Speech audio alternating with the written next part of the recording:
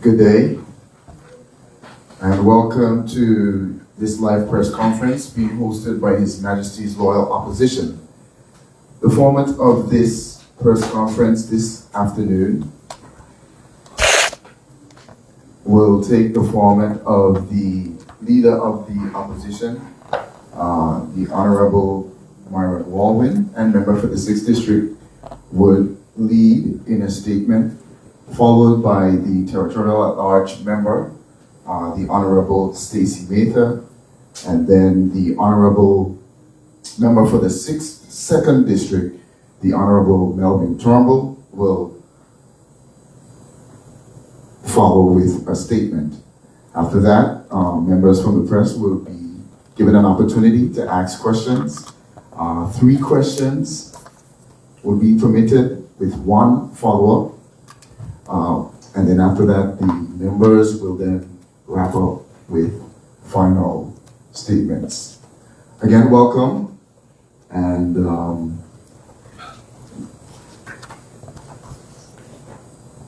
proceed, please. Thank you very much for that, Mr. Herbert. Good afternoon to the people of the Virgin Islands, especially the good people of District 6, members of the media, and my opposition colleagues around the table with me. In any democratic society, communication between elected representatives and the people is not just a courtesy, it's a duty.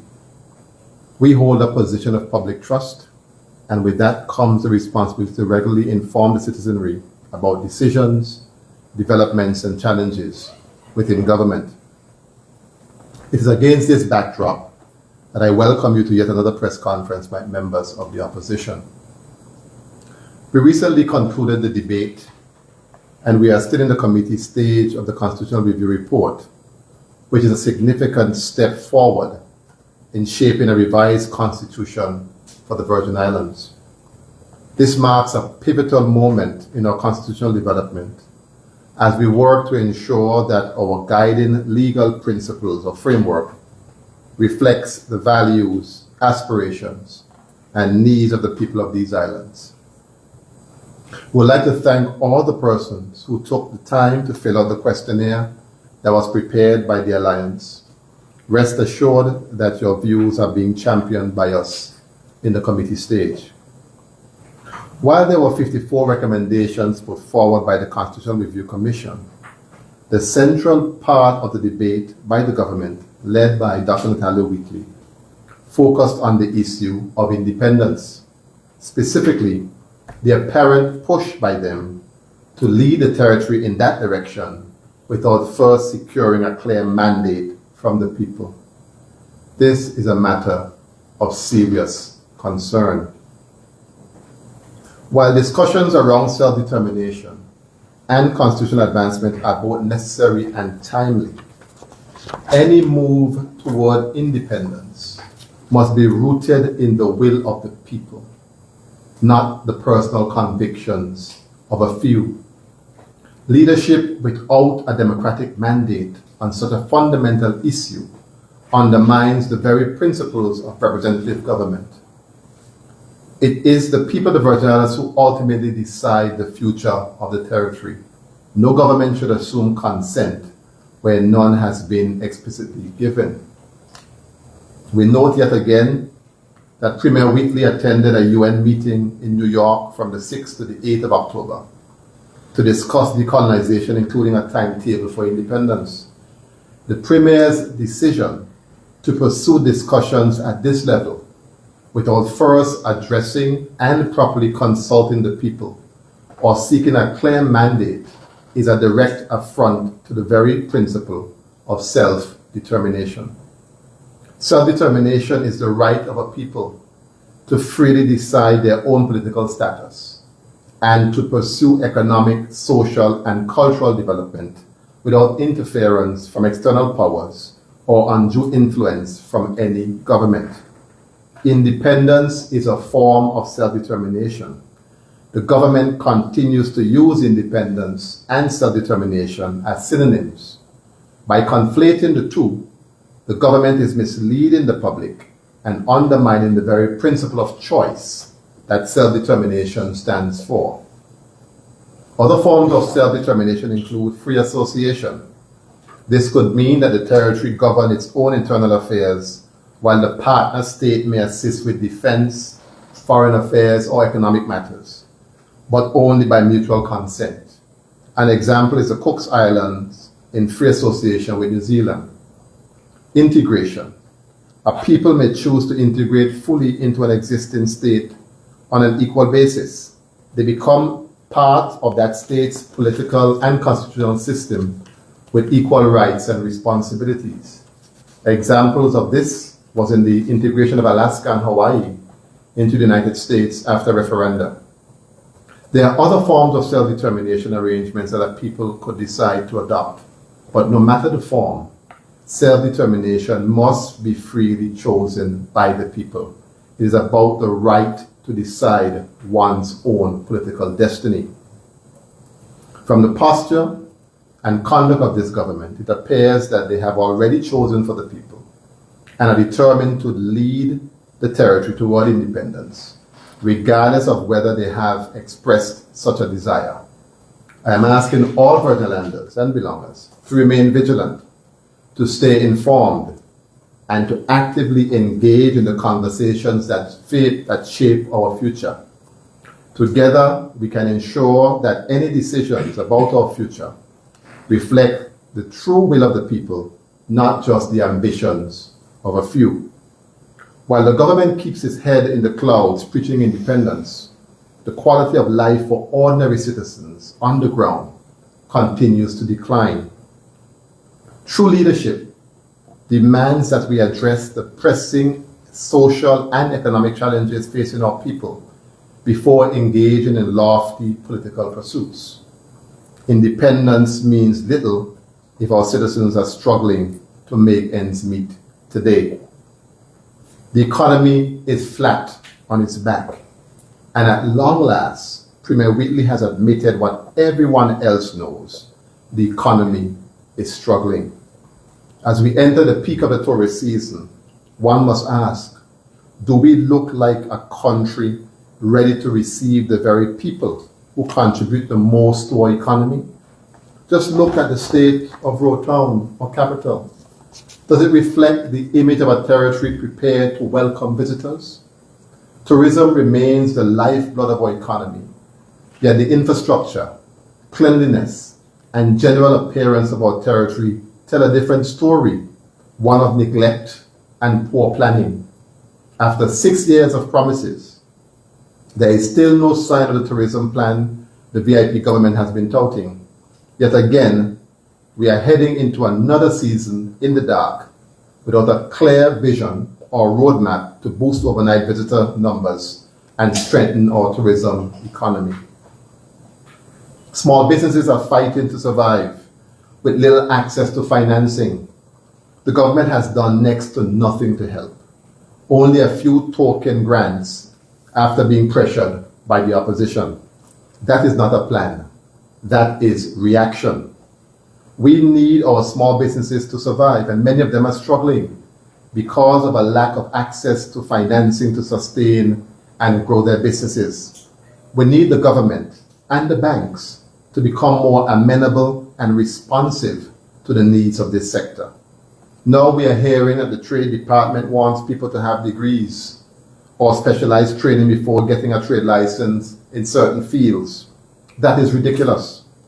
Not every entrepreneur has formal qualifications. What matters is their drive and their ability to hire the right people. It feels like this government is actively discouraging entrepreneurship instead of empowering it. The St. Vincent and Grenadines Tourism Authority recently announced 4 major tourism projects valued at over 2 billion EC dollars, with the potential to create more than 2,000 jobs.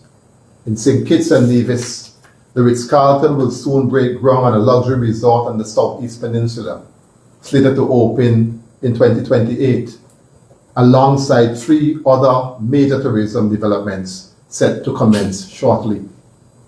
What about the BVI? After nearly 5 years in office, and only following persistent calls from myself and others, the Premier has finally established an economic council.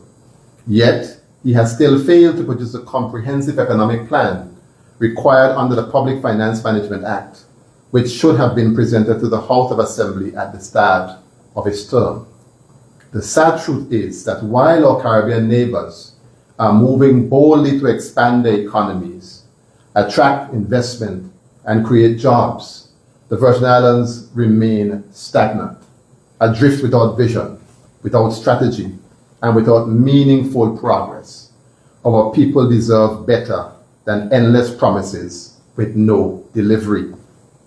The government has yet to take any meaningful action to reduce the cost of living for citizens. There remains no clear strategy to support families and individuals who are struggling daily to make ends meet. Recently, the Premier celebrated the fact that the territory was importing eggs from the Dominican Republic at a lower cost than from other countries.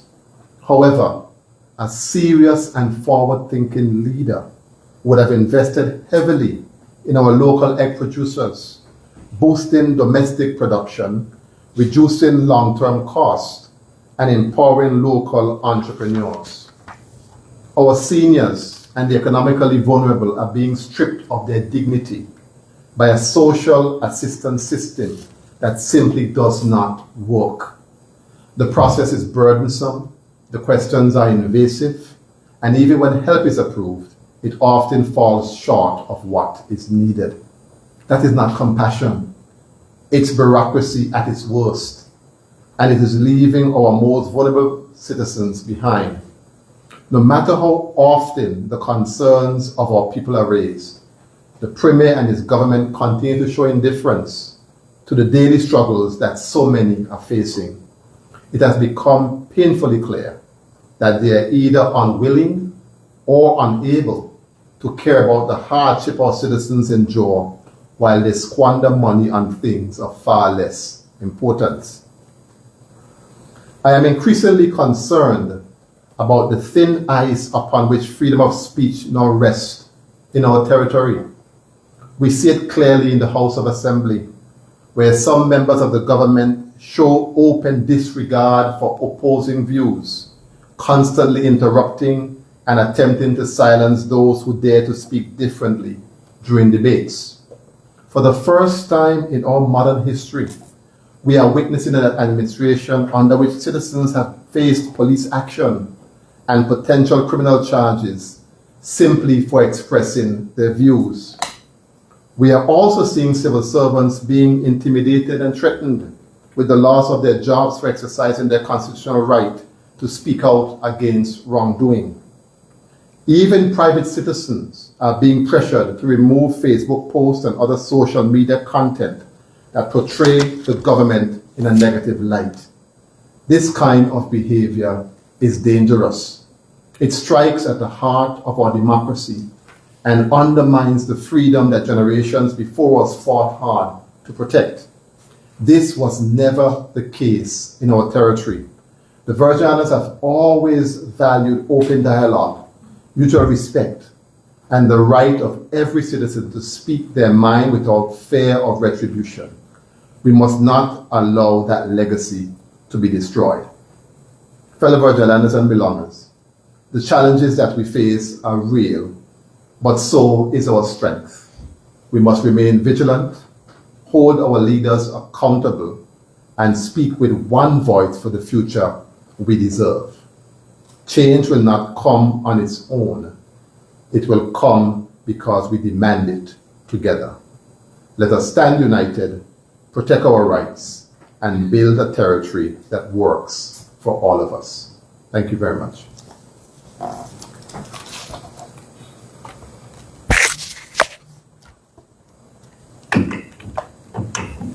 Good day to my people of the Virgin Islands. Good day to the media. Good day to everyone that is listening. I am here before you today with a deep sense of duty and reflection as we continue our deliberations on the Constitutional Review Committee report. I begin by encouraging every Virgin Islander, whether you reside on Tortola, Virgin Gorda, Just Van Dyke, Anegada, or beyond, to take the time to read the recommendations outlined in this report. It is not just a document for politicians. It is a blueprint for the future, shaped by the voices of our people. Today I speak to you once again to the desire, well actually the necessity, for the public to be better informed and actively included in our constitutional and legislative journey, just as I spoke during the debate in the House of Assembly. This desire is not my own, but it's shared by my colleagues. It echoes throughout the report, from calls for people-oriented referendums, term limits, voting for the Premier at large, to the protection of human rights, the elderly, the establishment of a bicameral legislature, 5-year terms, the definition of an ancestral Virgin Islander, the pursuit of self-determination, and these are not abstract concepts. They are real aspirations for our people. They are real issues. These are the areas we must continue to ventilate within our community, not just for the Constitution now, but perhaps for the next one that will come. But I must be clear, the inability to publicly discuss what occurs in the committee stage of the House of Assembly, especially now as we examine our report as paramount as our Constitution, does not sit well with me. Transparency is not a luxury, it's a democratic imperative. At the end of this exercise, the House will produce a report outlining a majority view. But let us not forget, this must be digested along with a strong brewed cup of local bush tea against the backdrop of the committee's report, which is obviously based on public opinion.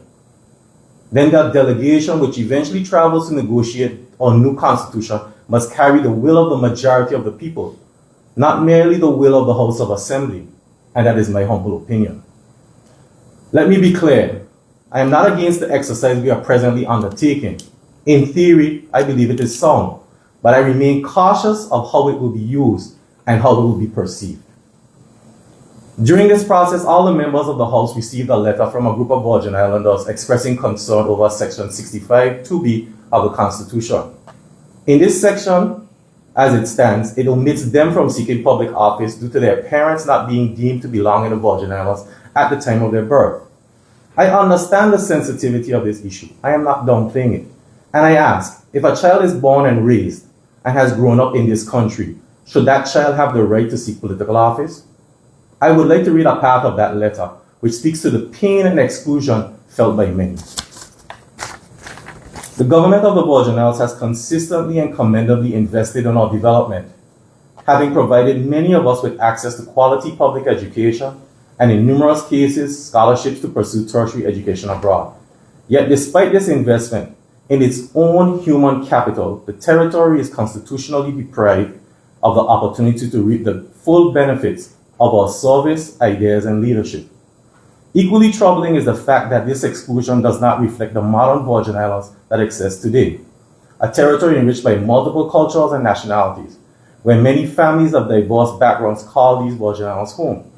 If the intent of the 2007 Constitution was to preserve only Virgin Islanders in elective office, immigration policy would have aligned with that intent. Instead, demographic realities have made it increasingly difficult to find a full Virgin Islander by ancestry and lineage alone.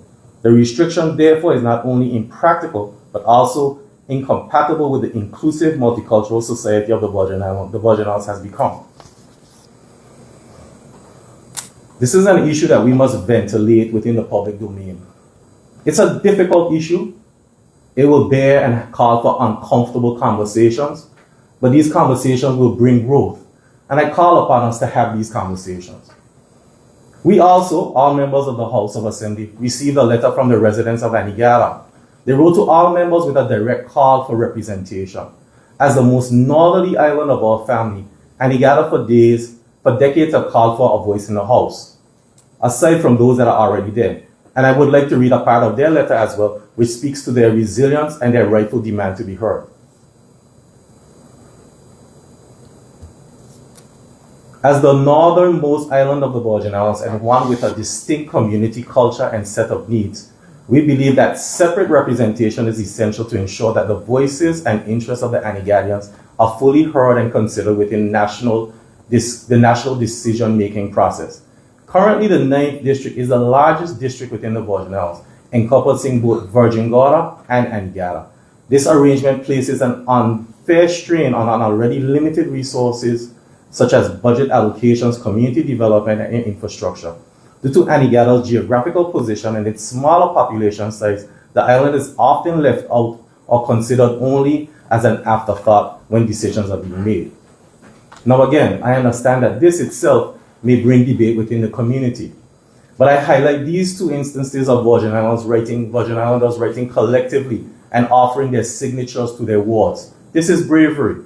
In our current situation, this shows that they are so compelled that they're not worried about any ill intent that may come thereafter, any victimization. This is civic engagement. It is actually democracy in action, and it represents, once again, the call of our people to be included in the legislative process, not only as backseat passengers, but as active drivers. This reaffirms that the Virgin Islands must move to utilize a nearly 25-year-old legislation on referendums, a tool that has never been used in the Virgin Islands. Many of the issues and recommendations raised in this country can and should be put to a public vote. I am calling on the government to put forth a referendum alongside with the 2027 election on issues of a concern among our people. I say referendum 2027, and let the public education begin now. Let the public weigh in on what self-determination looks like. The leader of the opposition outlined several examples in his remarks. Educate our people from now and let them choose the path we must walk. Use a referendum to decide whether we continue to choose our premier and ministers or elect them directly.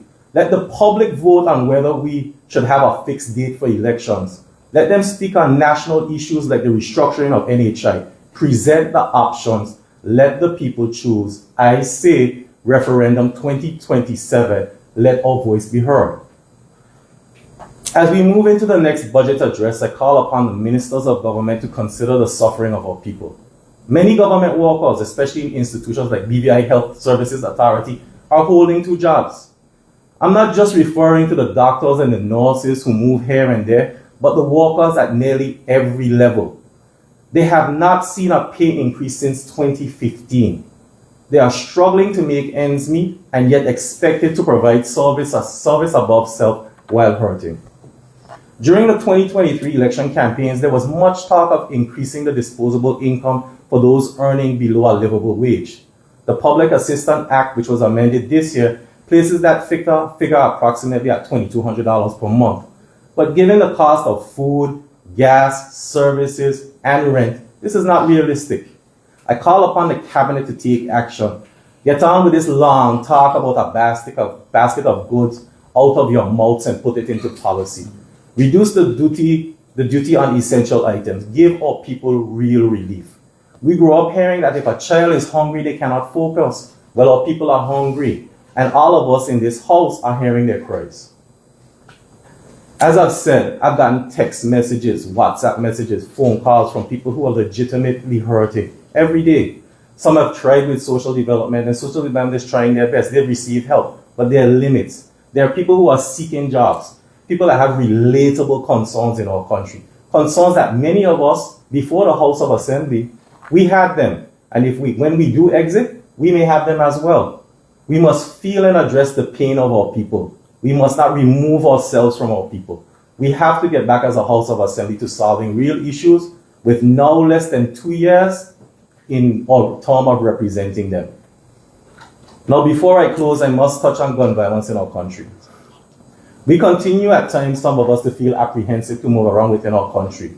The Commissioner of Police and the Force, they continue to push forward, and in my opinion, gains are being seen. But we must consider better programs for our youth, particularly our young men. I'm calling on the Premier to work with the members of the opposition, including myself, and the community to fund programs and opportunities that get our males workforce ready, employed, help them build career paths, and feel valued by their community. If I, as an at-large representative, had the funds to do so, I would have done this already. It is difficult to go to the public who are already struggling, and that's been outlined by the leader of the opposition, and ask for help when you bring nothing but your two swinging hands. We're going into the budget address again, and I want to point out that for the last 2 years, I've been asking the Premier repeatedly to allocate funds to at-large members to do things. I've repeatedly asked the Premier to allow me to assist with the rated program and other initiatives that they have. We cannot walk in isolation. All the members in the House were elected collectively. The time is now. Let us act with courage, compassion, and conviction. Let us ensure that the Constitution we shape reflects the will of our people, not just the will of the House. Let us make committees public. Let us make our democracy one that where everyone can participate. Let us make our Virgin Islands stronger. Let us build this Virgin Islands for those who are here and for those who are coming. Thank you.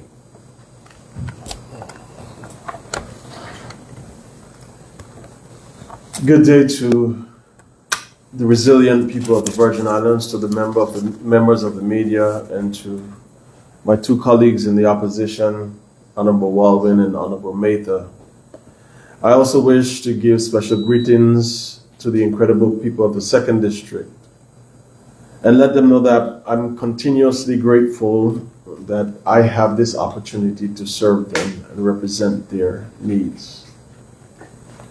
Today, we are gathered not just as elected officials of the opposition, but as sons of these Virgin Islands, people who feel the pain of our communities, who hear the cries of our elders and youth, and who refuse to remain silent while our territory continually suffers. Over the past several months, our Virgin Islands have been shaken by grief, especially in my community of the 2nd District, where families mourn the loss of loved ones. I want to recognize today, especially the family of the late Mother Doris Brathwaite, who transitioned from this earthly life on yesterday. I extend condolences and sympathies to her son, Andre, to her daughter, Jan, and the rest of the family circle, and to all grieving families in this territory. Whether you are touched by grief or loss, and even those currently battling illnesses, you are in my prayers, you are in our prayers. My colleagues before me went a different route. I'm just going to do it in reverse. When we look at crime and gun violence in this territory, there's a surge that is not now just random. It is a symptom of broken systems and neglected communities when young men ride through our neighborhoods armed and unafraid. It tells us that leadership has failed and is failing. We must act not just with stronger policing and border control, but with deeper investment in our people. Crime is not only a law enforcement issue, it is an issue that calls for the need for mentorships, as Honorable Mather said, apprenticeship programs that as Honorable Walwyn did as Minister of Education, creative industries and skill building programs that show our youth that they are more than a weapon, more than a gang, more than fear. And that's why, after much deliberation since being elected to office in 2015, I have had, over the last year, so many persons come to me and ask me to revisit something that I did. So in 2026, starting next year, I am going to re-engage the Project Lionheart Mentorship Program, which is a preventative and rehabilitative program targeting the transformation and development of young men and women between the ages of 12 and 17 in this territory. And I believe that we must continue to build this society where safety, dignity, and opportunity are not just privileges, but they are promises that people can look forward to being fulfilled. As it relates to the road safety and the motorbike enforcements, we continuously see, and the most tragic one that happened recently, thank God, so far there was no loss of life. But we see our young persons continuing in this free-spirited approach towards their life. We're not wearing helmets, we're not driving and taking due care and attention, but it is costing them something. It is costing their parents something. It is costing this territory something. And thankfully, it didn't cost us the lives of those two young persons that were in that accident the other day. But with enforcement, we can't just move towards a ban, because that's the easiest thing to do. We must look at training, look at enforcement of property safety gear, the regulations that become the tools that help young people as they prepare for their motorbike licenses. So whether you start them at 14 years old or whether you consider moving the age of attaining a license from 16 to 18, but something has to be done more comprehensively to protect our young people from damaging themselves and causing more grief and loss among us in this territory. So whether it's a driver's ed program that existed in the US when I started, I got my license at 16 and a half. Something needs to be done. The law enforcement, the police, Royal Virgin Islands Police Force, we need your help. If a young person is driving without a scooter, it's a ticketable offense. If you're driving without a license and insured, that's a ticketable offense. We want to ensure that we are preparing these young persons. Now, understanding that every one of them wants to walk a path in their own way. But for those of us who have seen it before, who know and who have first-hand knowledge and even experience with persons going through these different challenges and dangers of it and the costs associated with it, we must do our part. I turn now to my Achilles heel, if you will call it that, the dignity for our seniors.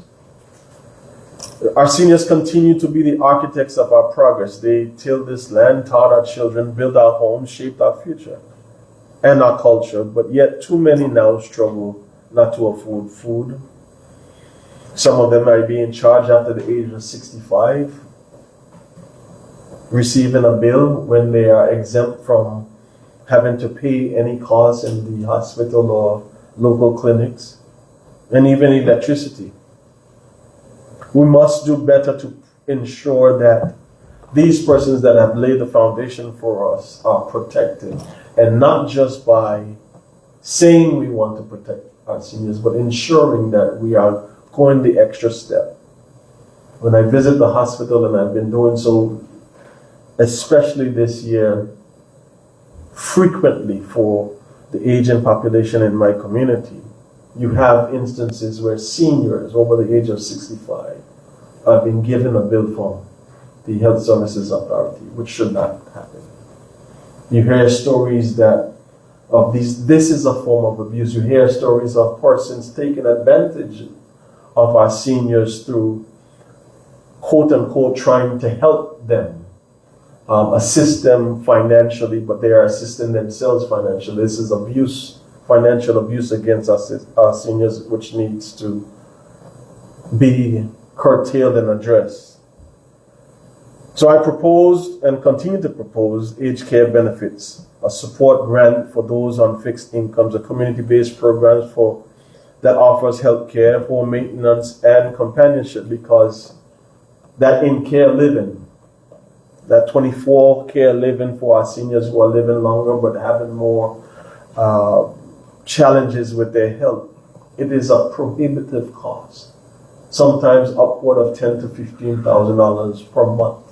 Where do you expect a senior to be able to pay for those types of things? Hope for our young people. I keep saying it, that our youth are not just the future. What we do to them now determines what will happen to us in the future, how we treat them now. They are our present. We must invest in their creativity, their ideas, and their dreams. We must continue to build spaces where Virgin Islanders can innovate, launch businesses, explore technology, and express themselves throughout art and culture. If we do not give our youth a vision to follow, we leave them vulnerable to despair. But if we give them the tools to dream, they will give this territory a future it deserves. My two colleagues spoke about where we are in the process of the constitutional reform and self-determination. I believe that is one of the things that in our individual debates in the House of Assembly and the other members that form the House of Assembly, each person gave their position and gave their opinions on certain areas.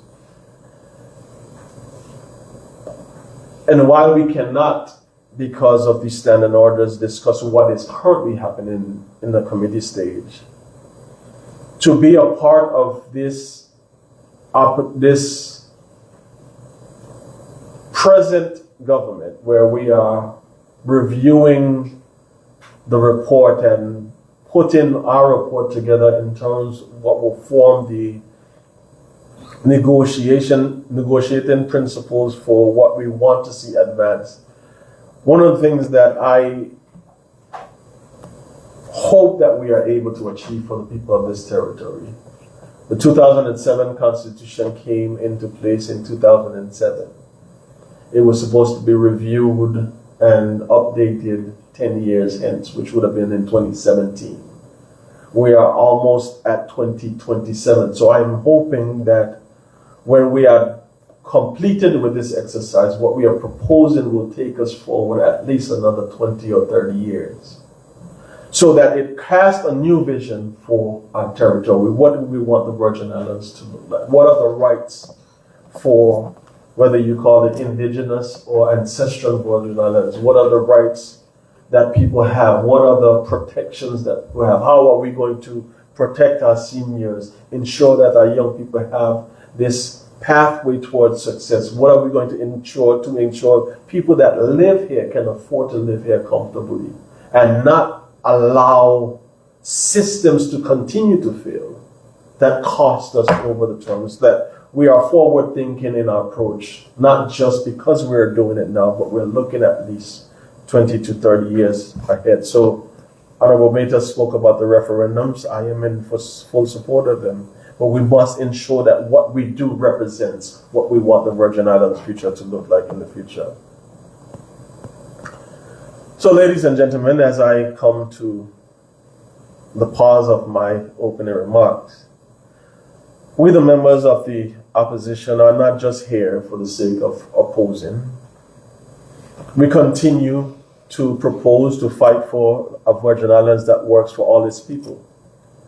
Together with Honorable Meta and Honorable Walwyn, we also offer solutions. We stand for justice and we speak for the voiceless. And we will continue to believe in a Virgin Islands where our children are safe, where our seniors live with dignity, our youth can dream, and our government is accountable to the people.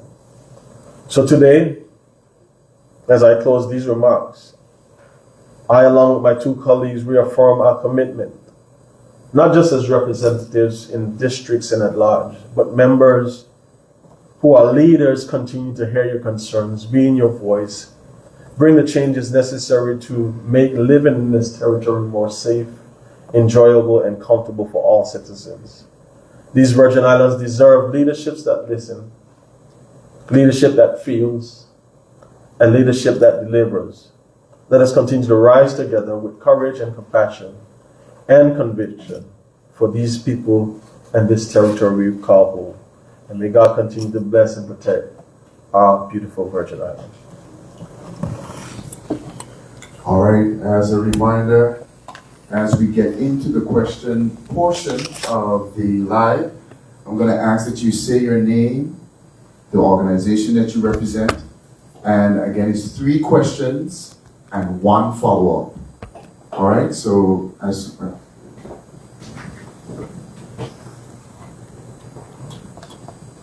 Good afternoon, members. Kathy Ritters, JTV News. I would love if you can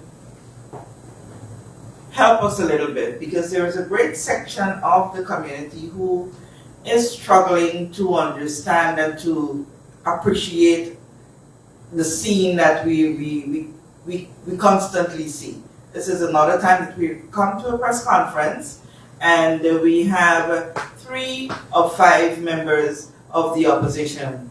While your points that you might be putting forward can be seen as solid and what's not, the struggle that persons seem to be having is to understanding how genuine this can be from the point of view where it seems to them that the house is divided and you're unable to fix your own house before coming to the public. Well, I don't see it that way. I don't see it that way, Kathy. All of us, we were elected by a district. In the case of Honorable Turnbull, it's 2nd district. In my case, it's the 6th district. And in the case of Honorable Mehta, All districts. it's the at-large district. Each person must know how seriously they take their responsibility to their constituents. And regardless of whatever personal feelings or issues we may be having, the first and foremost responsibility that we have is to our constituents. We are members of the opposition. As Honorable Turnbull said, we are not here to oppose for opposing's sake, but when we see things that need addressing, it is our responsibility to bring those things to the fore. Not to embarrass the government, but to push them to be better, so that ultimately things will be better for the people of the country. It is a matter for each member of the opposition how heavy or how light they take that responsibility that they have. I can't speak for the other members who are not here. We have a process by which we communicate. I think I indicated that on the last occasion when we had a press conference. That same process was followed.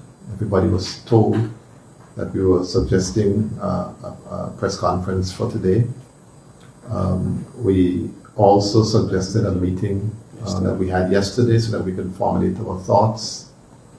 And we did it through the medium that we always communicate through, which is through WhatsApp. The members who are present with me are the members who responded. The other 2 did not respond. You will have to ask them about that when you see them. But certainly those of us who are here recognize our responsibility to our constituents. We take it very seriously. And regardless of what we're going to show up and defend our people who sent us here to represent them. Okay, I will not dwell further on that. I want to turn my next question over to Honorable Mehta. You spoke glowingly about your vision and what the people of Anegada are seeking for themselves. To what level are you convinced or not that come 2027, Anegada is or will not be the 10th district? So, Kathy, I appreciate the question. There has been deliberations in the committee stage, and as all of us have said, and I've also expressed my opinion, where I am troubled by the fact that I cannot speak the people's business in public. I would like to see Anigado's voice being heard as a 10th district. I am very cognizant that when the distance that they are away from the other Virgin Islands, they've been screaming, they've been calling, they've been asking for it. And I don't think that, we should focus on the number of voters in the community, but more so the needs of the community. And they have had the courage to put their names on a list, to sign a document. There are 80 persons on that list. And I commend them, because if there's anything else within our community that members of the public feel that they need to speak on, I wish and I encourage them to take the same action that the Anigadians have taken. We've seen where they've been fighting for their land. They've been asking about their port. They've been asking about their roads. They've been asking about a lot of things. And I think that from within the community, if leadership is there and it has been identified, why stifle it? Why not give them what they're asking for? So when the 2027 election comes around, I'm not sure if Anigado will have a district representative, but I can assure you that I will vote for it. I will encourage them to continue their fight, continue to talk to people in the community, the press, everyone, and let their voice be heard, because that is democracy, and we should never stifle that. Kathy, another question was posed to Honorable Mehta, but I believe it's a powerful question that I will also support, because that is what they have called for. They have said it publicly in meetings, even with the former premier. They have said it with this premier. Now they have taken the step where they have written and expressed their concerns and their desires. And I believe as we are going through this constitutional review process, that is what democracy is all about. One of the other things that troubles me when it comes to Anegada, because I also represent, I don't want to call it a sister island, but I represent Just Van Dyke, which is part of the Virgin Islands, that they are left out. And I don't, for the life of me, understand why leadership cannot understand the wisdom of our forebearers. Split this territory in 9 districts. We now have 4 at large. If you build your 9 districts, including Just Van Dyke and Anegada and Virgin Gorda, you build your country. It is that simple. So for Anegadians, with the issue with the land, which when I was there for the 10 months in the unity government, and I fought tooth and nail to try to get their lands approved, that still hasn't been done. And it is a challenge for them now, where they're saying they need representation in the House of Assembly for the next general elections. I also will support that view, to give them what they're asking for, because they deserve it. Kathy, certainly I want to also lend my voice and congratulate the people of Anegada. They are a resilient people who are not afraid to stand up for their rights. And I think many of the other districts could take a page from the people of Anegada and be as outspoken and as proactive as they've been on issues that are important to them. Because of the shared distance of Anegada, let us look at it logically, practically. Anegada is connected to the 9th district, Virgin Gorda, who has a representative, or even at large. How often can the district representative really get to Anegada? The seat of government is in Tortola. And, as good as your ambitions might be, as good as your intentions might be, the sheer distance of Anegada creates a challenge in terms of representation, of the level of representation that people are accustomed to. If I leave here now, I will go into District 6. In almost every area, people would see me who want to talk to me can stop and talk with me. Sometimes they just want to do that. They don't want anything. They just want to feel connected and know that if you need somebody, that you are there. And Anegada doesn't have that. And they deserve it. And with a representative on the ground, it can do so much more to help the economy. to help the social services, to help with the issues of land and so on that they have constantly. So I'm in full support of them, and I really want to commend them again for taking the initiative to send that letter to the House of Assembly and ask them to keep it up and encourage other districts to do the same. Take a page out of the book of the Anigadians and stand up for yourself. Okay, I have a follow-up to this very question. I figured you would.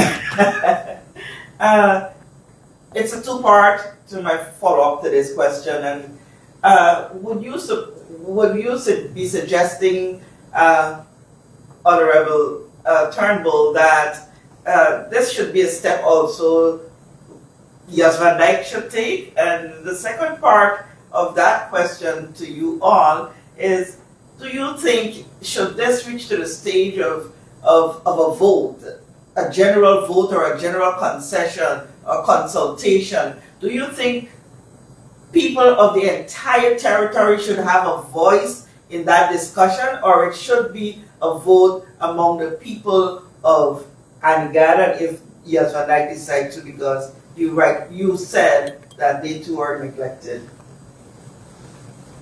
So, as it relates to Justin Knight has such a lovely representative who makes it his duty to visit them once a week, every Wednesday. Sometimes they see me twice or 3 times, depending on what is happening. And the advancements that we have been able to make is because I show up, because I am there. But in terms of the proximity that Honorable Wallman mentioned, I could jump on a ferry from West End, be in Jas Van Dyke in 12 minutes, spend my entire day there and come back to Tortola. If Jas Van Dyke, however, moves towards that decision that this is what they would like to see, I will not stand in their way at all. Because again, it is in fact democracy. So what I have been doing over the last 10 years is fighting to ensure that the things that they have been calling for long before I became their representative are achieved and pushed forward, so that if that call is made, whomever comes and is elected as the next representative of Jas Van Dyke doesn't have to start from scratch. So I am not at all fearful of this if the request is made for Jas Van Dyke. On the last part of your question, I want to say this. I believe the people of each island, because they make up part of the Virgin Islands, should be the ones to make representation, just like the Anegadians did, and vote upon whether they have elected district or not. And then it is brought to the House of Assembly for us to make a decision upon. I assume you want me to weigh in on that as well. Kathy, I think that the situation with Anegada is the same as Honorable Turnbull said. If we were speaking about, let's say, Dead Man's Chest, that would be a decision of a growing population, and Anegada has its own population. I think it would be quite unfair to them to allow the larger Virgin Islands to make a decision for them, because this is exactly what they're complaining about. So again, I think their voice is enough along with the decision in the House of Assembly. I completely agree. I think a decision of that nature, even though yes, it has wider territorial implications, I think the people of Anegada have an overriding interest because they are the ones who are mostly affected by the situation. And my final allowed question, and it's directed to you, Honorable Wallman. You alluded to it in your opening statement, and that's the Premier's statement on the state of the economy. I recall at some forum, or I think it was a press conference, I cannot be sure, where the Premier sought to give an explanation. Oh, I remember where now, it's an event, at an event, where he sought to explain, and in my summary and understanding, he's saying that what he meant is that the territory, the money is here, the money comes in, yes, but it stays for a very short time because of the channels of which it goes out, through financial services and through the remittances. And I think that's my understanding and recollection. Do you buy it? It was at the BVI Expo, trade show. He did say the economy is struggling. He did use those words. And then he did proceed to try to qualify. I think he probably caught himself. His brain cells caught up with his mouth. And then he came up with this story of money going out and coming in. That has been the case in the BVI from time immemorial. We have always had that challenge. And any community that has, for instance, a large expatriate community will have that situation because you will have remittances with people sending their money home. We have people doing a lot of purchases on the internet now, and so obviously more money goes out that way. That has been the situation for a very, very long time. But if you take a look around, all of us know that is not the truth. The truth is that there is no economic plan for the country. And I also said in my statement, and I've said this many times to him before, that the Public Finance Management Act mandates that he has an economic plan. That economic plan should have been laid in the House of Assembly at the beginning of his term. The Premier is breaking the very Public Finance Management Act, which manages his responsibilities as the Minister of Finance. He has finally put an economic council together. I guess we've badgered him enough now. So that is done. But a lot of the problems we are facing is because of poor planning. And they're making all these trips, but you're not seeing any benefits of the trips. I highlighted what is happening in Dominica, in St. Vincent and the Grenadines. 4 major projects, $200 billion, 2,000 potential jobs. Ritz-Carlton in St. Kitts. In Nevis right now, they're having a major argument about some economic zones that they created, with billionaires coming in to take over a portion of land. Whatever your views are on that, the point is that they are reaching out and investors are showing interest in their country. And the BVI is far more beautiful than most of these countries. What is happening to us? And I'm saying the answer is this: we have a government that is sitting on its hands. They're paralyzed. They have no way of understanding what needs to happen within the local economy. What is happening with Prospect Reef? You have countries building new hotels from scratch, and we've been there with Prospect Reef for the last, how long? 20 years. With the bushes growing, and up to now we can't get an entity with a local or otherwise to take over Prospect Reef and develop it into something that can add to our tourism product. The economy is struggling, he's quite right, and it's struggling because he's not doing a good job. That's why it's struggling. Good afternoon, Zach Lewis, ZPPI Radio. Mr. Walwyn, this is not the first time you would have mentioned that the Premier is going ahead with independence without, or having a talk on independence without involvement of the people. He said he recently went to the UK earlier this month. No, I think I said the UN. The UN. Yes. Earlier this month. Yes. And you accused the Premier, or I don't know if it's an accusation, of setting a timetable for, you said you're setting a timetable for independence. Mm-hmm. How you came to that conclusion that he is setting a timetable for independence without consultation of the people? How you came to that he's setting a timetable? Well, that was from parts of what he said. As a matter of fact, I'm glad we have the Beacon here, because there was a headline in the Beacon about that. But the bigger point certainly is, the point that I continue to raise, that the education of our people vis-a-vis self-determination and independence is not happening. And I'm getting the feeling that it's a deliberate attempt to conflate and confuse people. I arrive at that, first of all, because the Premier has yet to make a national address on the issue of self-determination. He has not done it.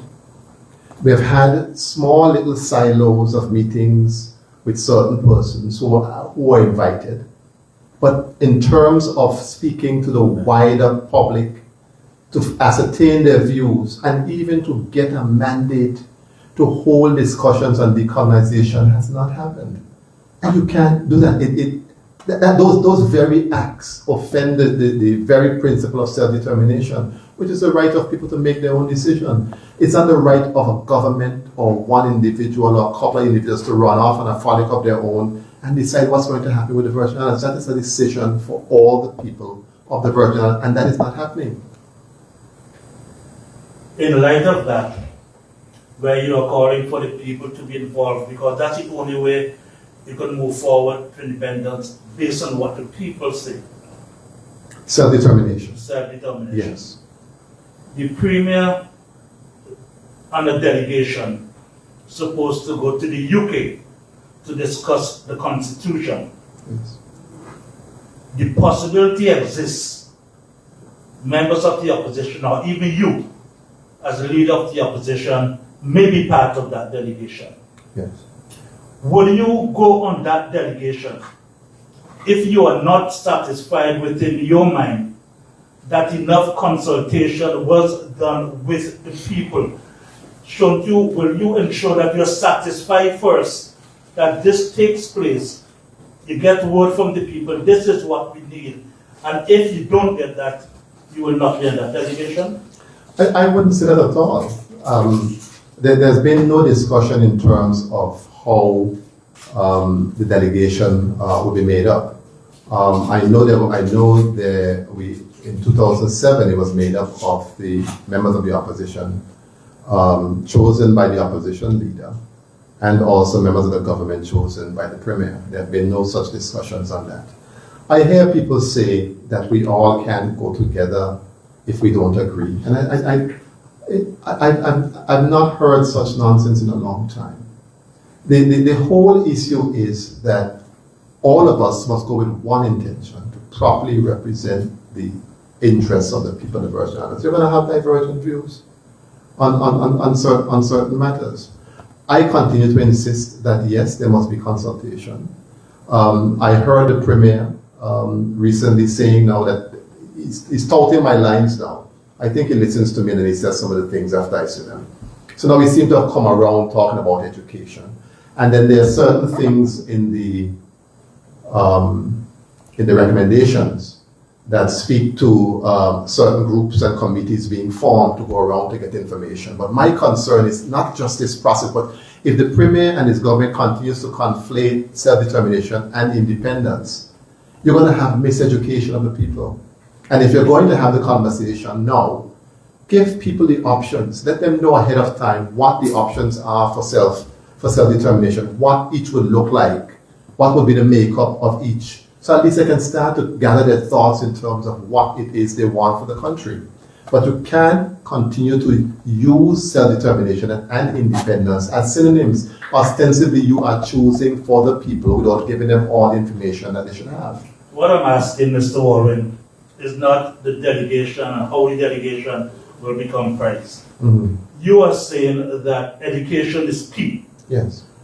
You must get the voice of the people in terms of, because if you, as a part of a delegation, went to the UK, you're speaking on behalf of the people. And this would have resulted from the talks that have had, the education that took place. Yes. And this is, and I am asking you, if you are not satisfied that enough education took place, if you are not satisfied that the people were consulted enough, would you be happy to still be a part of that delegation? Because you're going there to speak on behalf of the people, and you in your mind is not satisfied that the people were consulted enough. I will give the government the chance to do the education process. I will work along with them, just like all the other members of the opposition, I'm sure, would do. I believe they understand the importance of that, whether they came to the realization because we said it or on their own. But I want to wait until that happens. I believe certainly if enough voices are heard, they will do the right thing. Go out and start to speak with the people about this issue and get their views on it. It's claimed that you all cannot be trusted. Members of the House of Assembly cannot be trusted. When should then the people on this whole issue, when should they listen to you all when you are not trusted? Do you think you'll be doing the right thing for members of the House of Assembly to go to the people, educate the people about the whole issue of self-determination, independence. Do you think you done a good job of that, or do you think that certain people should be appointed, a committee should be appointed Yes. to do that instead of you? That would be, I think that is the approach, and that was one of the recommendations in the constitutional review document. Let them comment. Go ahead if you have something else. If I may. Yes. Zan, I believe, I hear the line of your questioning, but I don't want the people to be misguided to believe that the only part of the negotiations is self-determination and independence. There are a host of 54, I think it is, 54 recommendations Yes. that the Constitutional Review Commission came up with, together with some issues that we know exist that we have to pay attention to. So I believe I am not going to accept, first of all, that we cannot be trusted. I am going to exclude myself from that we. I am Melvin Rich Turnbull, so I'm going to exclude myself from that.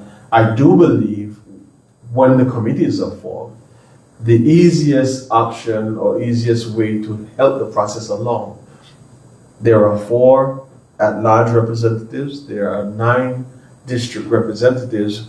We together with the committees will go in our respective districts and communities and have that conversation and generate even some of the questions that persons may have and may be unafraid, not unafraid, but afraid to ask. So we would help drive and stimulate the conversation towards the education and towards getting the information that is necessary. But it's not solely for the purpose of independence or self-determination.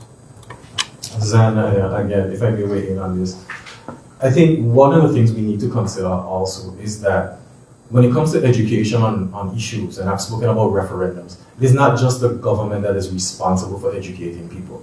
In evolving countries, developing countries, you will find that there are civic groups and interest groups that will take up a position on something and they will educate. Again, the government has the capacity to perhaps empower some of the other organizations within our community to go out and assist with public education.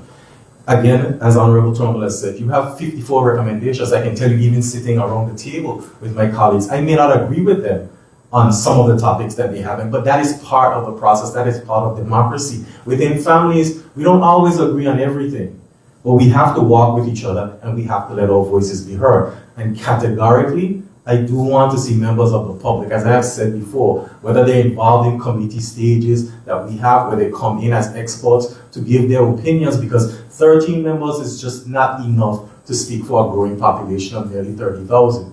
So when it comes to that committee, that delegation that will be going, I publicly support members of the community being involved in that process.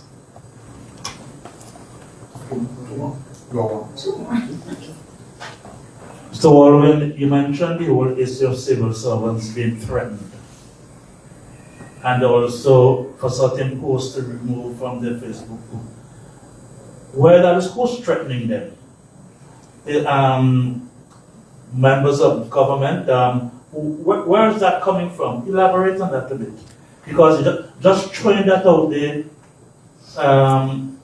ain't much to work with, right? You elaborate on that, and I believe other members smiling, I believe they know what you are talking about. They can also elaborate on that also.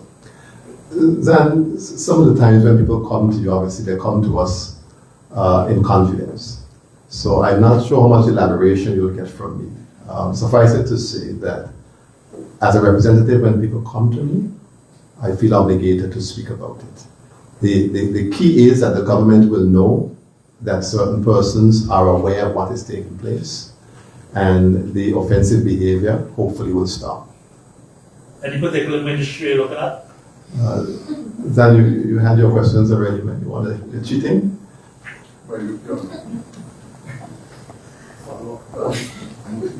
You do not in the opposition. Somebody has asked the question. I have some questions and I don't have any follow-ups. Where are you?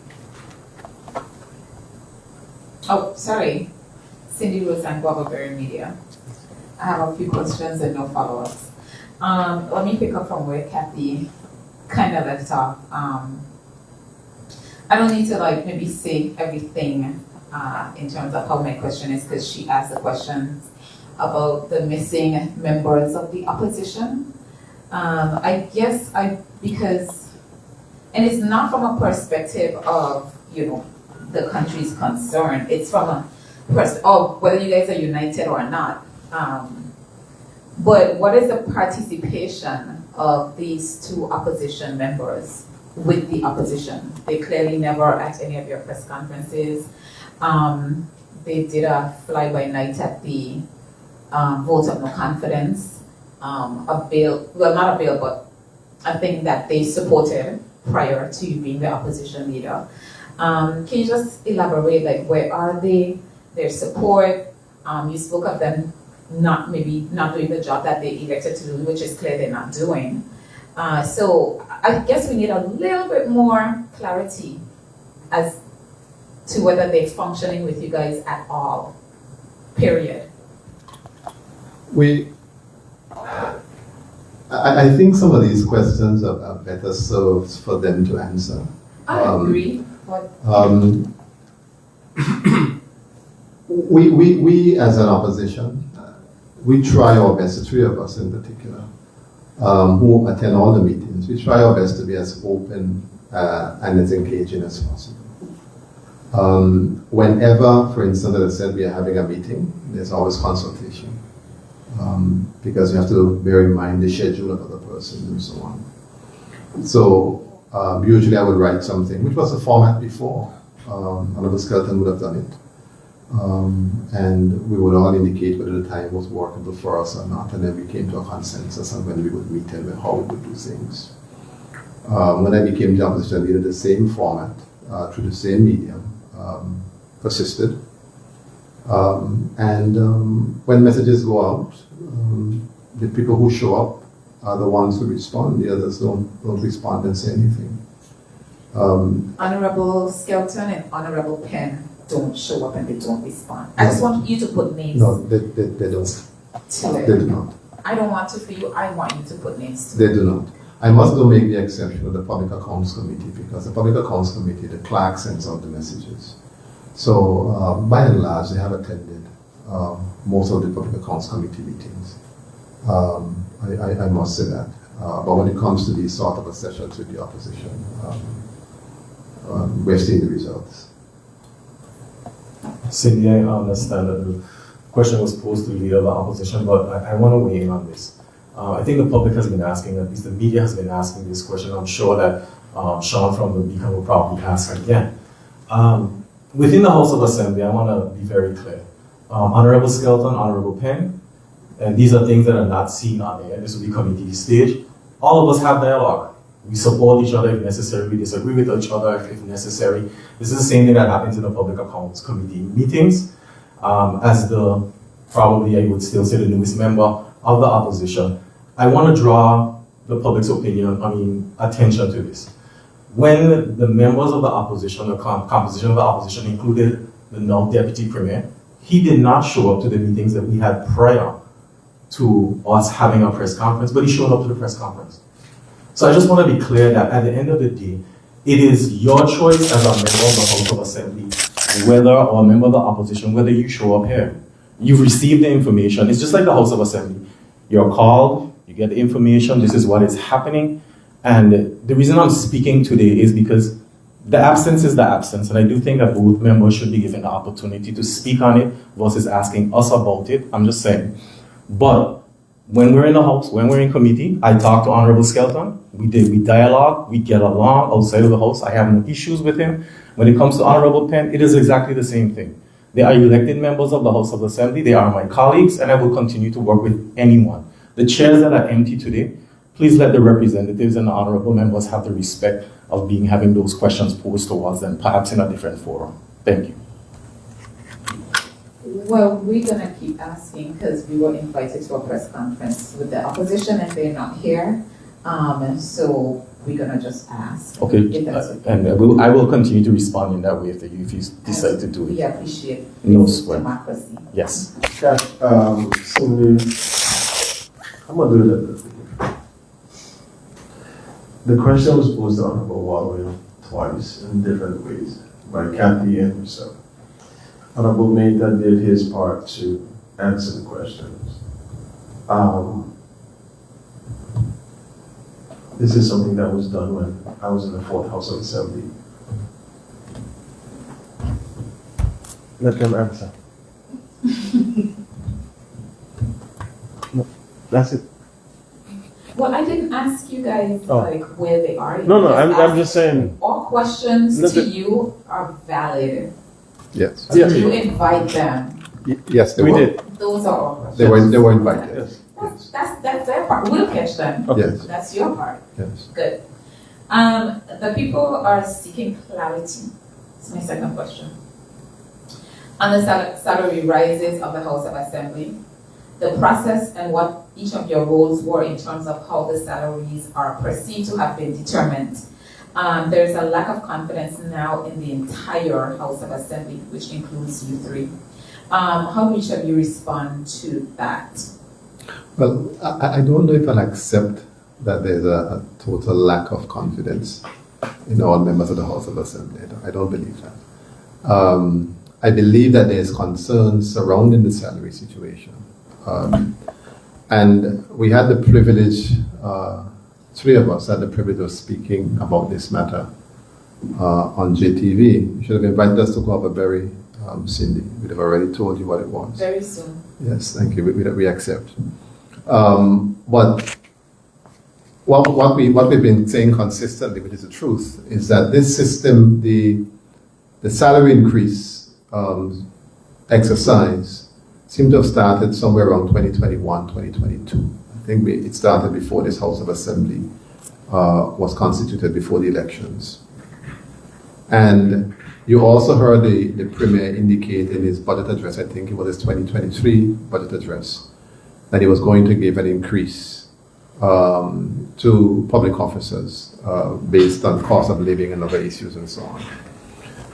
PricewaterhouseCoopers was engaged by the government to carry out the exercise, and they were working in conjunction with the Ministry of Finance under the auspices or under the direction of the Deputy Governor's Office. At some point in the beginning, in the early stages of 2023, there was a discussion as to whether or not all public officers would be, the review exercise would have been done with all public officers together, or whether it would just be the civil servants or the civil service, and then other members and other persons after. And somewhere along the line, it became one exercise where PricewaterhouseCoopers did a report on everything. We were in the budget debate or the budget sessions, Standing Finance at the time, when the Deputy Governor's Office asked to have a meeting with the members of the House. I think it was the very last day of Standing Finance. The Deputy Governor, his permanent secretary, and one other person who I can't remember on the top of my head. Yes. The Deputy Secretary came to the House of Assembly, asked to have an informal meeting with us, and was discussing salary increases. They raised some issues for us because it was not a matter, in defense of all my colleagues, it was not a matter on the agenda or on the minds of members at the time. They expressed to us that the salary increases for civil servants are going forward, obviously subject to the approval of the House of Assembly, which would not have been withheld at all. Concerns were raised about our salary structure, particularly our base salary. The base salary for a member of the House was $36,000. You would have had persons who would have been very junior officers in the civil service having a higher base salary than members of the House of Assembly. They mentioned to us, they did comparisons with our counterparts in the OTs and also in the other Caribbean countries. And our salaries were very much on the lower end. Concerns were raised as well about discussions as to how we survive on the salaries that we make, and suggesting that perhaps members may be engaging in things that are not kosher to supplement their salaries and so on. Long and short of it, the recommendation was made by the Deputy Governor's Office for members to increase their salary, and also the level of increase that should be taken. Obviously, they had a conduct of the exercise. They would have known what the comparisons are and what levels it should be, and members accepted based on the information and the evidence that they provided.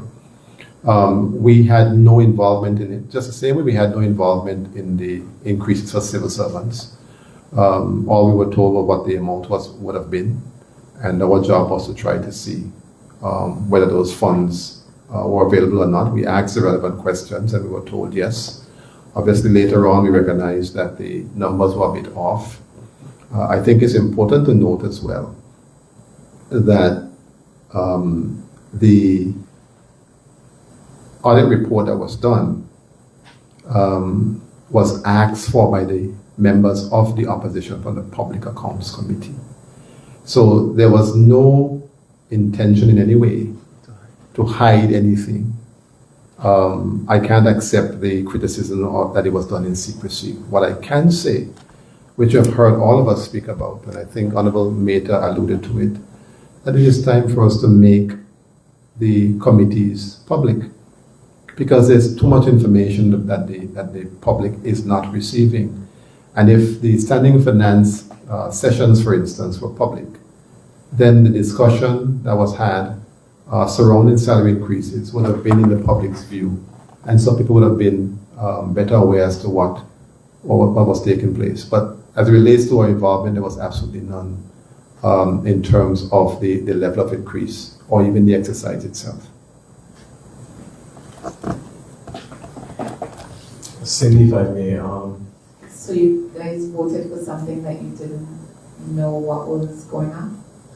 Look, I wouldn't put it that way. I'll say that when you have experts like PricewaterhouseCoopers, and you have the Ministry of Finance and the Deputy Governor's Office, who are charged with this responsibility, and they come to you and they present information, you have to accept what the professionals say to you. It's not for us to say, you know, I don't do that unless I have information upon which to do it. I don't want to do too much follow-up on any question because I have a couple questions, but the professionals made recommendations and the House of Assembly went way above their recommendations. And I think one of the problems... When you say went way above the recommendations, what do you mean? So, yes, Pricewaterhouse gave 3 levels at which, you know, any civil servant or public officer or House of Assembly should maybe start, given the state of the economy and all of that. So their suggestion was even, I think it was level 1. There were 3 bits and, you know, I think the House of Assembly voted at the top of the scale for each one. Well, I'm speaking to you guys, so for the House of Assembly. But the House of Went all the way to the tippy top. the House of Assembly accepted the recommendation that was made By the Deputy Governor. by the Deputy Governor's Office, yes. Okay, all right, Yes. we understand that. Okay. Okay, and I think, you know, the other concern with the public between that would have been, you know, the passage of the greedy bill. The Premier says not to call it that, but we're gonna call it that forever. So I think it came on the heels of that, and I think that's it's the word combustion. you mean What? on the heels of the greedy bill? The public is So, annoyed about. Cindy, if I may, the salary increases that were presented to us, there was a lot of debating among the members of the House. I have to give everyone their credit as to where we should be placed. In the private sector, when someone brings information to you and that information is inaccurate, there are consequences. I understand keeping the members of the House of Assembly accountable. I'm not running from that. I also ask the public to consider remove the positions and the faces of the people who are there presently. And I do accept that in some circles people are upset because I have had dialogue with different people in different circles of our community. If we want to raise the level of, and it's been a big conversation in the community, the level of participation, the level of debate, we've heard the leader of opposition speak about this. One would consider when you ask people if they want to run for the House of Assembly, people are reluctant. Cindy, I do believe that, at least for myself, when I voted in favor, I started at the middle And through the dialogues that we had, the recommendation was for the higher, and we were given data that said that it was fine. That data was inaccurate. And again, I say in the public sector, in the private sector, if you've done something like that, there are consequences. And I understand that the consequences down from the public is towards the elected officials. And as a member, I accept that. I also want to say that I've made a clarion call repeatedly, sometimes to the dismay of the members who may sit around me in this very room, for other members of the community to step up and seek public office. And I do think that within the Virgin Islands, those who are interested, yes, they are capable and they have country at heart. They do deserve to be compensated. I also want to go back to what you said, Cindy, and say that in January of 2024, I think it was, the House removed the eligibility for members of the 5th House, the present House of Assembly, from receiving the Greedy Bill. I do not receive any funds from the Greedy Bill. If it's necessary for me to repeat this at every press conference, I will do so. The Premier has said that members can write in. If it's necessary for me to write and say that I do not want the money that I am not eligible for, I will do so. But I, Stacey Mather, am not eligible, and I voted for myself not to be included in the Greedy Bill. Thank you. Cindy, my two colleagues before me spoke about the context of what was being discussed. One of the key factors was that we asked if, from the public service standpoint, what was the number? That's when we received the number of $10 million. And we asked if we can afford it. There wasn't a dissenting view on whether or not we would accept it because the public service and the persons who work where we are deserving. When we learned that the members of the House of Assembly were included in that same exercise, we asked what was the cost. We were told $803,000. So that took you to the 11. That would have been standing finance in November going into December of 2023. It was in around December or January I think it was, that some information surfaced stating that the Deputy Governor's Office, the Ministry of Finance, and whomever else were involved understated the amount by some $20 million.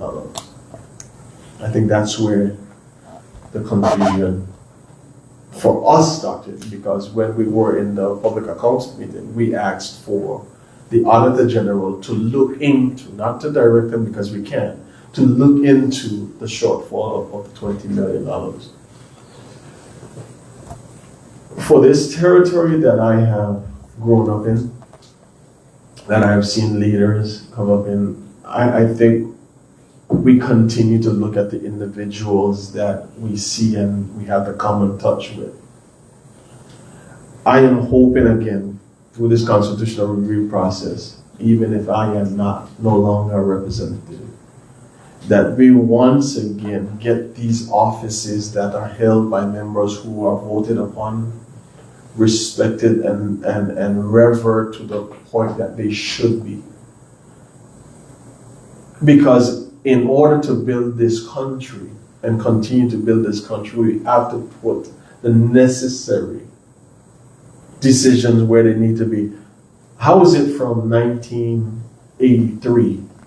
There was no discussions about salary increases for members of the House of Assembly or a salary increase for the public service, or the increments conversations that we're having, because we are our biggest enemy. We are afraid of our own shadows because we're afraid of how it might be perceived in the public. But if you understand that you are building a country for the next generation, some of these decisions have to be made with the proper information to the people to be able to go to the next step. Because I told anybody this, when I left my private sector job in 2013-14, did my mentorship program, and then ran for public office in 2015, I called Honorable Penn. I believe Honorable Walden was there because he's one of them that tell me come run. And I said, boss, this is what this is what it is. Is this really what it is? But it was more about serving the people. And Honorable Mehta did the same thing. Honorable Mitch, you get your salary? I'm like, yeah. He's like, so whatever else. And it is this conversation that you have, but not looking at the individuals, more so looking at the office to which people and building the institutions, I think is more important. Cindy, I want to quantify that statement.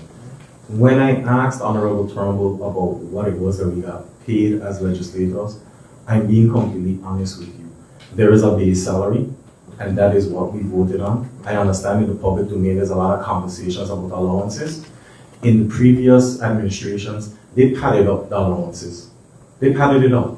And the approach towards this should have been putting everything together. I want to also say that the House of Assembly did the first reading for the House of Assembly Management Bill. That now will create a committee to deal with the salaries and remuneration packages for legislators, which will take it out of the hands of the legislators, and I 100% support that. I do understand and I do recognize that the process that was done was not the best process, and it should have been done in a different way. And from where I sit, I see progress towards addressing that. Members of the public who are upset, I 100% get their opinions and their concerns on it, and they are within their right to express it. And from where we sit as members of the House, where I sit, I do want to say again, as Honorable Turnbull said, in the coming years of the Virgin Islands, we do need to ensure that there is balance, but also I go back to this accountability. When a mistake is made in the private sector, based on information that is presented, there are ramifications. But within the public service, we note that when something goes wrong, there is a brush and there is a rug. We become heroes. I want to give you guys a chance to redeem yourselves. Can you tell us, without going against the rules of the House of Assembly and the committee stage, is independence without the people's input being forced into the constitutional review in any way? Should the people be worried about their will being respected in this constitutional review? Now we're going to hold this against you, whether or not you like it. But I think, Cindy, you answered part of your question yourself. The committee stage is private. We are advocating for it to change, but until it changes, we have to respect it. One of the things that we did do as a group is to produce a questionnaire, because we wanted the people's views as much as possible before we went into the House of Assembly. And we want to thank all the people who filled out the forms. We had quite a bit of responses. A lot of the responses mirrored our original thoughts as well. And we went in and defended those views of the persons, the majority views of the persons and the respective recommendations. From where you sit, should we be concerned? About? Our rights being respected, the possibility of us being in independence before 2027 maybe? I don't think that will happen. But I think people have to remain vigilant, remain careful, because the research shows that there's no requirement for a referendum to be able to get to independence. And you will hear some interesting comments being made publicly about who should be involved in a referendum and who should not be, and so on.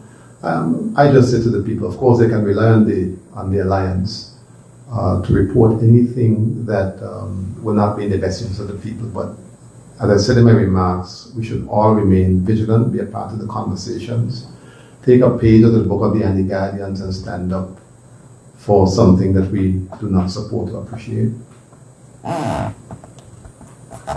Good evening, Sean Connolly, business editor of the Beacon. On business, I wonder, Mr.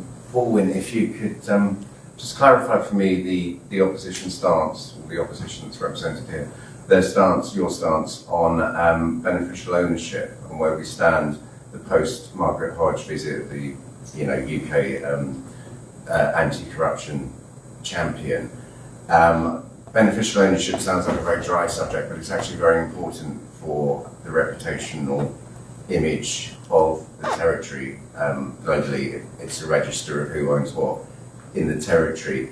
Do you agree with the government's stance that it should be restricted to, in quite a very restrictive way, to people who can prove a legitimate access to it? Or do you believe with transparency, or do you agree with transparency campaigners that that should not be as restrictive, and in a democracy like this, there should be greater access? Or is that an unrealistic thing to aspire to, and would that lead to a capital flow from the territory to other more regimented jurisdictions like North Dakota and Wisconsin and Delaware? I support the government's view of legitimate interest, particularly on the grounds of privacy. People have a legitimate right to privacy, and I think there have been European cases that support that view. We should continue to work with law enforcement. If there is a legitimate interest, as we say, if there are reasonable grounds for something, for inquiring into it, we should provide that information. I think we have put the infrastructure in place and have done the right things to be able to respond in a timely manner. No, I don't believe that we should open the registry up to anybody who just wants to go on a fishing expedition. And when you look at it in terms of proportionality and balance, you could be jeopardizing the lives of many persons by just opening the register up. If you have a legitimate interest, a legitimate concern, something about criminal nature or otherwise, you go to the appropriate channels and you get the information. The infrastructure is there. If I may just piggyback and support the point Honorable Walwyn is making, all the competent authorities have access, and it is shared. One of the things that we learned that was reiterated in those meetings with Dame Hodge is the information is shared between the BVI Financial Services, the regulators, the United Kingdom government, and any other authority that needs it. And it goes vice versa. So I'm supporting the point that I don't believe it should be open to the whole world. Okay, thank you. Going back to the Greedy Bill, I asked the Premier about this at his last press conference 3 weeks ago, and asked him quite basic questions about the consequences of it and what the financial impact will be for people of the territory, which he promised to get back to me with information on within 2 days, because he didn't answer them. That was 3 weeks ago, despite several reminders about that. Mr. Mathers made his position very clear. But current House of Assembly members who also served in the fourth House are eligible for part-time salary payments under the Greedy Bill unless they relinquish them in writing. But there's been some confusion about the 6 current members who were elected in 23 but did not serve in the fourth House. They include yourself, Mr. Walwyn, Mr. Skelton, who's obviously not here, Mr. Mather, who's made his position very clear. Are you eligible for those post-term salary payments when you leave office or not? And are you going to write to the authorities to relinquish them if you do? I'm not entitled to any of that. Not at all. It would have been for members who would have been in the fourth House of Assembly. I was not in the fourth House of Assembly. Okay. So just when are you going to write then to relinquish your ones, Mr. As I said, it's a rhetorical question, but I have no problem writing it to say I am not going to accept something that I am not eligible for. Okay. So if it's necessary and the public would like it, I have no problems writing a letter stating that, and they can return to whomever it is, whether it's the financial secretary, whoever, saying, okay, thank you for letting us know that you do not want something that you're not eligible for. It's basically a child asking their parent for a candy when they know they're not going to get it. Right, as a follow-up to that, Mr. Baldwin, the Premier said in the 23 election, when this was a major issue, that he wouldn't accept a dime in these payments, even though he is eligible to them. He seemed to change his tune 3 weeks ago and said that would be a matter for decision at the end of your parliamentary career. Do you think he should come out now and say that he's actually going to live up to his promise not to take a dime, and he should write his own letter now? Well, that's really a matter for the Premier. And even if he writes the letter or doesn't write the letter, I wouldn't know. The letter has to go to the clerk. But do you think he should write a letter and make it public? I think if live up to his promise? Well, I think if one makes a promise, they should follow through on the promise that they've made. Okay, my final question. As a follow-up to Zan's question, you threw out that quite an explosive accusation that civil servants were being threatened and intimidated by the government. Obviously, you can't give names of individual people, but what kind of civil servants are being threatened? What are they being threatened about, and what are they being threatened with? I don't want to go much further with it because obviously it's a small community.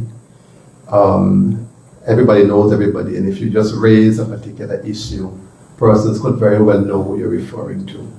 The point is, I wanted to go on record that we are aware of what is taking place, and those persons who are listening, who might be perpetrating these sort of things, that they,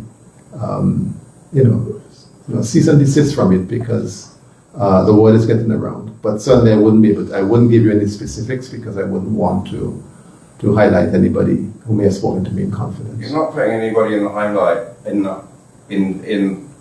not highlighting anybody or putting them in the limelight if you just say what kind of threats they are being issued with. Are they being threatened with? I mentioned, for instance, persons being asked, even private citizens being asked, getting phone calls and being asked to take down posts on their Facebook page if they don't say something that's complimentary to the government. You have one person right now who's a member of the media who suffered at the hands of the government for not being complimentary to them. So we have examples around. Would you class that as criminal intimidation? Essentially, I wouldn't go as far as saying it. I'm just saying it is something. And also, we have had situations where persons have been threatened with police, with possible prosecution. We have 2 persons or 2 cases of that happening right now. And that has not been the case in the BVI before. Even some of the very members, the Premier himself was an activist. He would speak about things, some of which he had no information about, but nobody ever sought to do him anything because that is not the culture of the BVI. And that's why I raised the point, because we celebrate freedom of speech here. We're a small community. Sometimes we get a bit political. Sometimes we say things that we don't always mean to say in that way. But that's just how we are here. Persons should be allowed to speak their views freely. And I'm getting reports that that is being undermined now by this administration. Yeah, thank you. Yes. Well, I will start with my wrap up. I want to thank the persons from the media, those who have tuned in via the social media pages as well as listening live to us on the different forums. I want to thank you guys for tuning in to us, to listen to us, the members of the opposition, and hearing our positions and points of clarity. And if the questions continue, each of us have our relevant social media pages, or you will be able to contact us via phone and have further discussions with us. I just want to again thank the people of the 2nd District. I want to publicly now express my heartfelt condolences to Ms. Roseanne and her entire family and her loss of her dad, as well as the people in the Virgin Islands, but more so to the people of my community in the 2nd District. I continue to be a voice. I continue to represent your behalf. I'm looking forward to this season that is upcoming, which is Thanksgiving and Christmas season, where we will be spending time with our young persons, with the seniors in our community, and doing some tremendous things. So we look forward to continuing this work as the members of the opposition, which happen to be the alliance here today. But we will continue to do our work because we understand the importance of being your voice, being representing your concerns, and standing and being in our place. I want to thank the members of the media for coming out and sitting here and listening to what we presented and also asking questions. I want to thank the voting population of the Virgin Islands. I am always aware of the fact that my presence in the House of Assembly is a privilege that is extended to me by the trust that the people of the territory put in me, and I do not take that for granted. I also acknowledge that I am not above your opinions being against my opinions, and I welcome you to always please feel free to express those opinions to me. As I said before, difficult conversations and uncomfortable conversations will get us the growth that we need in our territory. I am committed to those of you who support me and those of you who do not. Because this quest that I am on right now, I keep asking, who are we building this Virgin Islands for? I ask that we all remain aware, awakened of what is going on in our territory. Do not turn away because you are dismayed by one person or two people. This country is for all of us, and we need to stay invested in it. I thank you. I want to thank very much again the people of the Virgin Islands for joining us today. The job of the opposition is exactly what we are doing, bringing information to the public and representing your interests in the House. You have our assurance that we are not opposing for the sake of just opposing. You sent us to the House of Assembly to represent your interests, and if we see things that we must bring to your attention, that is our job to do so, and that is why these press conferences are as important as they are. I want to thank the media as well for always being present and always being here. Even though sometimes your questions are a bit difficult, your questions help us to bring out the information that the public needs to have. I want to join with my colleagues as well to express my condolences to those persons who have lost loved ones. I want to extend my condolences again to the Malone family who buried Heno Malone, a pillar of the District 6 community, certainly a major loss for the territory. I want them to know again that they are in my prayers, and I will continue to keep them there. I need to also, on behalf of the opposition, the alliance, do what Honorable Turnbull just did, and of course I'm seeing a voice saying on the behalf of the media as well, to express condolences to Cindy Roseanne on the loss of her father. You're certainly in our prayers. I've heard very good things, Cindy, about how you cared for your father, which is something really we must get back to here in the Virgin Islands. That is highly commendable. Again, thank you to everyone for listening to us, and you will hear from us very soon again. Thank you very much.